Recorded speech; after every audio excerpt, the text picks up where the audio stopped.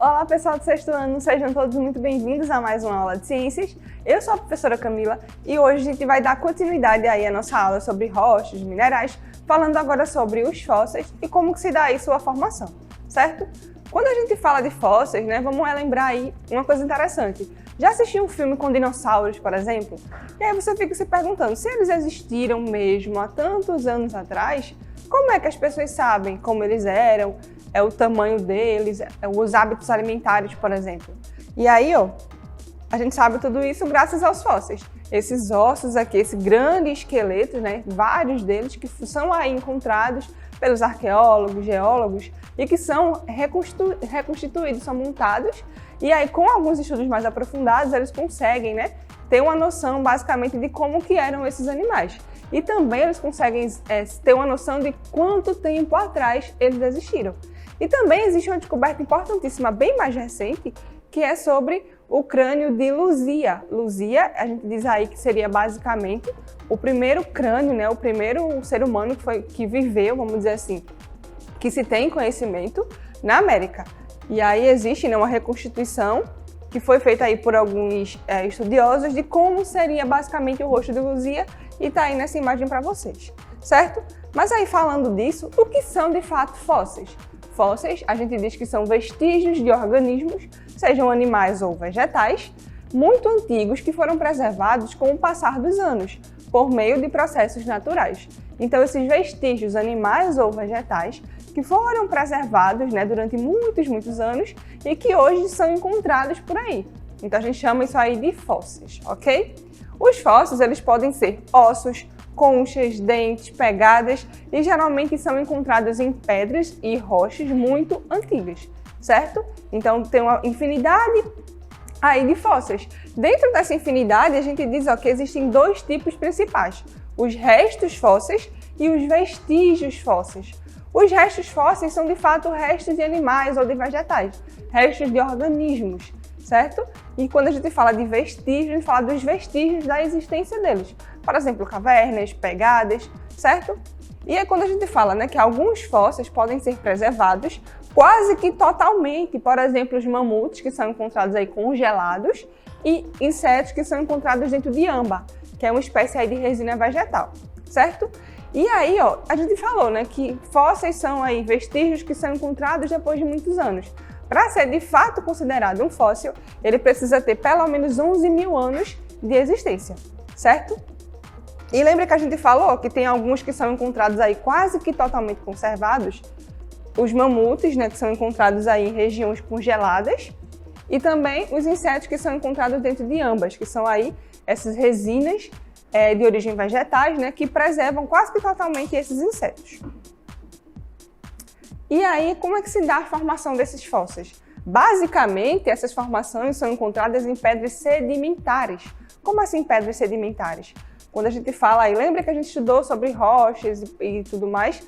A gente viu que as rochas sedimentares são aí, como o próprio nome já diz, formadas por vários sedimentos de outras rochas. Com essa formação aí, a gente tem aqui nessa imagem dois exemplos, certo, de rochas sedimentares. Como elas vão sendo depositadas, esses sedimentos vão sendo formados aos poucos, os animais que vão ficando ali, os vestígios, os resíduos que vão ficando ali, acabam sendo, por algumas influências naturais, sendo fossificados, certo? E aí a gente tem aqui alguns processos diferentes de fossilização, que é a formação de fóssil. Existe o primeiro deles, marcas. Marcas são impressões deixadas por atividades dos seres vivos, por exemplo, as pegadas. Então aqui, a primeira imagem a gente tem uma pegada de algum animal que ficou aí, que é um fóssil. Na imagem ao lado a gente tem o que seria a marca de um peixe. Um peixe que ficou aí marcado, então a gente fala aí de marcas, certo? O outro, restos. Restos incluem todos os tipos de vestígios rígidos, por exemplo, as conchas. Então aqui, nessa terceira imagem, tem que ser o vestígio de uma concha. Então a gente está falando aí de uma fossilização de restos, ok? A gente tem também os moldes. O que são esses moldes, São fósseis moldados pela região em que ocorre o processo de fossilização, do qual permanecem as partes rígidas dos seres vivos, por exemplo, os ossos. Então, todos esses esqueletos que são encontrados aí são fossilização que se dão por moldes. Nessa quarta imagem, a gente tem aí, ó, o que seria, né, o fóssil aí de um animal, que tá vendo aí o esqueleto dele. É uma fossilização por moldes. Então, a gente tem os dois últimos processos aí de fossilização. O deles, mineralização. O que é mineralização? Ocorre toda vez que ocorre aí uma transformação de matéria orgânica em minérios, por exemplo, a sílica. A sílica é um dos componentes básicos aí da areia. Então, a gente diz aí, ó, da areia, de algumas pedras, de alguns minerais, e a gente diz que são aí, dão origem, né? Matéria orgânica dando origem a minerais. Então, a sílica é um desses. A mumificação, como o nome já diz, né? A gente já assistiu filmes e desenhos em que tem aquelas múmias que tem de alguma forma uma conservação. Então, como o nome já diz, conservação, pode ser chamado também, é um processo em que permanecem partes rígidas e moles dos seres vivos, por exemplo, aqueles que se fossilizaram no gelo. O exemplo que a gente viu anteriormente do mamute. Esse mamute, o que acontece com ele? Ele é aí fossilizado no gelo, então ele fica bem conservado, certo? Quase que totalmente conservado, então a gente chama esse processo de mumificação, ok? E aí, ó, quando a gente fala desses fósseis, além dos tipos de fossilização, existem dois tipos básicos de fósseis, que são os somatofósseis, certo? Os somatofósseis são fósseis de organismos do passado, restos somáticos, por exemplo, ossos, carapaças, folhas, troncos, dentes, entre outros, ok? E a gente tem também os equinofósseis. O que é um equinofóssil? Basicamente, são fósseis que identificam aí a atividade animal, seja ela por meio de pegadas, rastros, túneis, excrementos, marcas dentadas, entre outros. Então, a gente vai dizer aqui, basicamente, que existem dois tipos principais de fósseis. Então, quando a gente fala do somatofóssil, a gente está falando aí de restos, de fato, desses seres vivos, certo? Sejam animais ou vegetais. E quando a gente fala dos equinofóssil, a gente está falando aí de vestígios que foram fossificados, ok? Então, quando a gente fala de ossos, dentes, conchas, a gente está falando de somatofóssil. E quando a gente fala de pegadas, túneis, marcas ali naquelas rochas, a gente está falando de equinofóssil, ok? E a gente também tem aqui a identificação do tempo de um fóssil, que isso é bem interessante. Por exemplo, quando a gente fala aí de estromatólito, pode ser definido como uma rocha fóssil, então vai ser um fóssil rochoso, certo? Formado por atividades de micro-organismos em ambientes aquáticos e que são acumulados aí no fundo de mares rasos e formam espécies de recife, ou seja, vários ali ao mesmo tempo. São registros de fósseis mais antigos do mundo, tendo aí aproximadamente 3,5 bilhões de anos. Então aí a gente fala, né, que são os registros mais antigos do mundo.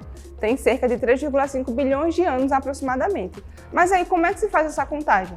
Para saber o período em que o fóssil esteve vivo no planeta Terra, os cientistas medem a quantidade de compostos químicos presentes, por exemplo, o carbono, o chumbo e o urânio. Então é feita aí o que a gente chama de datação, certo? Datação aí é a atividade basicamente feita para dizer quanto tempo aquele fóssil tem, por isso que o nome é datação. Vai dar uma data para aquele fóssil. E é analisado aí, né, as espécies químicas que estão ali presentes e uma coisa interessante chamada de radiação, que para vocês ainda não é interessante saber. Mas esse processo aqui de datação é basicamente hoje utilizado aí para saber quanto tempo aquele fóssil tem, ok?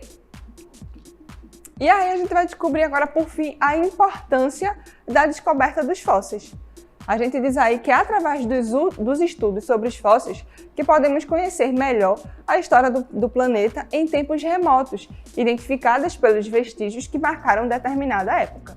Então, quando a gente fala da descoberta dos fósseis, eles são tão importantes porque eles falam muito, né, sobre as mudanças que o nosso planeta vai sofrendo, sobre as mudanças geológicas, mudanças de seres vivos, animais que existiram há bilhões de anos atrás e hoje não existem mais. Então, a gente tem aí toda essa composição feita a partir dos estudos dos fósseis. Assim, os fósseis são as provas mais concretas da existência de vida no planeta, sendo uma importante ferramenta de estudos em diversas áreas da ciência, certo? E eles revelam as transformações que ocorreram nos seres vivos e no próprio planeta durante anos. Exemplos: se não existissem aí os fósseis, a gente não saberia da existência dos dinossauros aqui no planeta Terra e nem saberia também da existência dos mamutos, por exemplo, além de tantas outras espécies de animais e vegetais, além também de comportamentos aí que os animais, que o planeta vem tendo ao longo dos anos, certo? Então, pessoal, a nossa aula de hoje fica por aqui. Até a próxima. Bons estudos para vocês. Tchau, tchau!